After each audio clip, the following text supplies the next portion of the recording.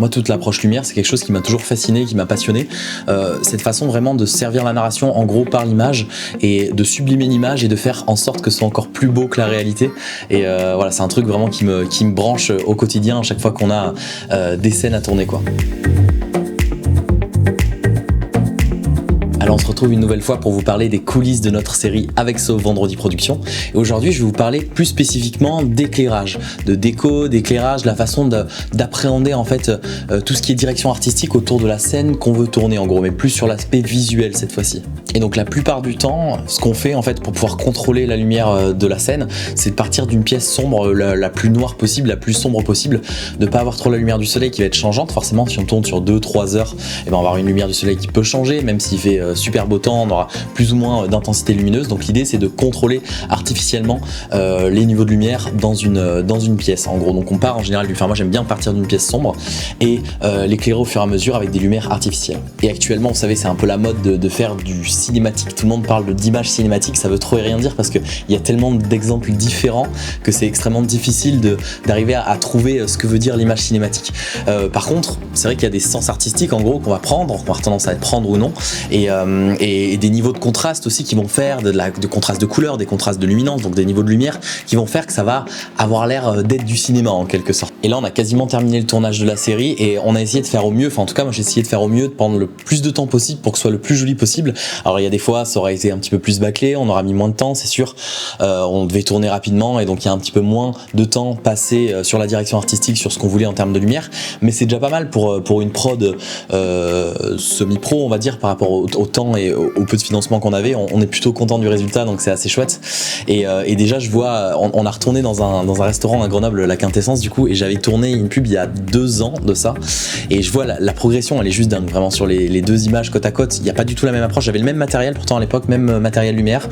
c'était avec la même caméra, les mêmes optiques, et donc c'est juste une logique de lumière plus douce en quelque sorte. Et si on parle un peu d'image cinématique, on va dire, ce que je m'attarde à faire en tout cas à chaque fois, c'est me dire est-ce que j'ai suffisamment de contraste de luminance, donc suffisamment d'un côté plus noir et un côté plus sombre et un côté plus éclairé, et est-ce que j'ai du contraste de couleur aussi. Là volontairement sur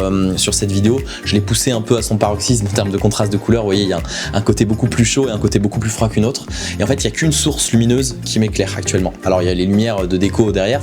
la lumière du soleil qui éclaire en bleu comme ça parce que c'est une différence de réglage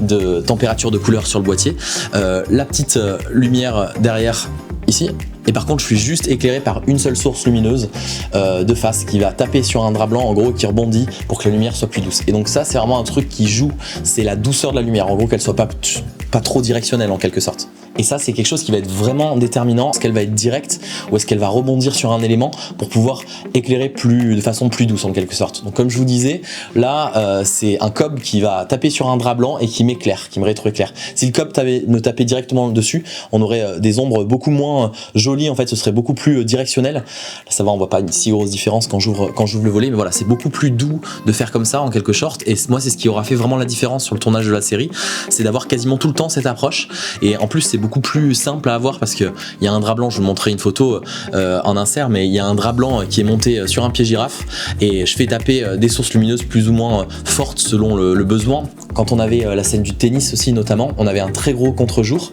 dans les halles et du coup l'idée c'était justement d'apporter suffisamment de lumière de face sur les comédiens pour qu'ils ressortent, pour pas qu'ils soient complètement en silhouette très sombre. Donc là, plutôt que de faire rebondir le cob en fait sur le drap blanc, on l'a fait passer complètement derrière et il tapait dans le drap blanc et il venait éclairer de façon un peu plus douce les comédiens. Et cette histoire du drap blanc, vraiment je l'utilise mais systématiquement quoi. Ça fait peut-être un peu moins pro, c'est sûr, que quand t'es en interview et que t'as les super softbox bien montés et tout. Là c'est vrai que ça fait un peu à l'arrache avec le drap comme ça, mais je trouve que le rendu est vraiment génial quoi. Et je me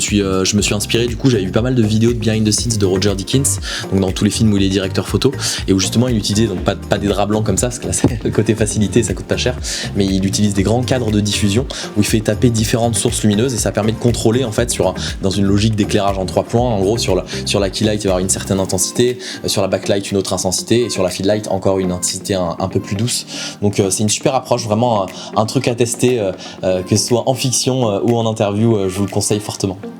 Et une chose qui a été vraiment déterminante sur mon approche lumière aussi, c'était cette année, enfin à la fin de l'année 2023, on est parti en tournage avec Max, donc qui est le réalisateur pour le film Makache au Maroc, et du coup on devait avoir peu de matériel parce qu'on n'avait pas assez de budget pour prendre suffisamment de matos. C'est compliqué aussi, c'est un peu compliqué avec les autorisations de tourner là-bas.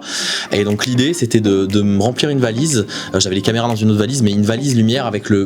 minimum possible, en gros, enfin que ça rentre tout dans une valise et que j'ai tout de quoi solutionner si j'ai un problème là-bas. Donc c'était vraiment beaucoup de draps pour faire de la file positive et de la file négative. Quand vous mettez un drap noir de l'autre côté, par exemple, si j'avais mis un drap noir de ce côté-là, ça stoppe les rebonds lumineux et donc ça aurait permis d'avoir encore plus de contraste. Là je pensais déjà assez contrasté comme ça, mais et donc voilà, j'avais beaucoup de draps, juste quelques pieds, des toutes petites lumières Neewer qui étaient légères et qui étaient finalement suffisamment puissantes au final pour nous dépanner. Et puis après on a utilisé beaucoup de lumière présente dans les pièces, la lumière du soleil et tout, et le rendu est quand même assez cool. On a beaucoup d'extérieur aussi où la lumière est belle et forcément encore une fois tout est beau là-bas parce que c'est assez exotique pour nous et donc tout de suite ça sonne, enfin ça semble cinématique. Et ça c'est un bon point je pense à prendre en compte, notamment en fiction, c'est que vous aurez beau avoir la meilleure caméra au monde, les meilleures optiques, du très bon matos lumière, c'est vraiment la direction artistique que vous allez prendre, la déco de la scène, comment vous jouez les comédiens, votre cadre et tout, qui vont être encore plus déterminantes que le matos, en quelque sorte. Donc vraiment, si vous avez des bons comédiens, dans un beau décor, que vous savez faire un beau cadre, que vous savez sublimer ça avec une belle lumière, bah y a pas de raison que ça fonctionne pas. Et donc typiquement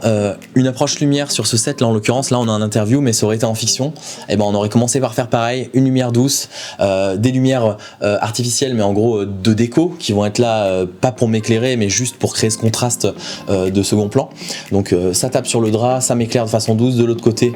j'ai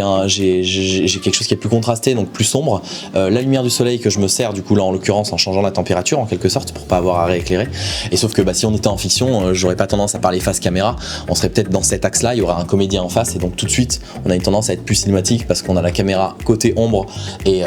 puis c'est plutôt pas mal, non? Qu'est-ce que vous en pensez? Et je termine cette vidéo en vous parlant de la série. Donc là l'idée quand on aura fini tout le montage, ça va être vraiment de faire la promotion de la série pour qu'il y ait un maximum de personnes qui puissent la voir sur la deuxième quinzaine de septembre. On aura un épisode qui va être diffusé par semaine à peu près, donc c'est des épisodes de 10 minutes, il y a 6 épisodes de 10 minutes. Et nous l'idée c'est qu'on se fasse une première au cinéma aussi, très certainement au Pâté de Chambéry, vu qu'il y a une grosse partie qui a été tournée à Chambéry en Savoie. Donc voilà, on vous attend nombreux là-bas et puis surtout j'espère qu'il y aura beaucoup de personnes qui vont suivre les aventures d'Elena et qui vont regarder la série en ligne dès septembre. A plus!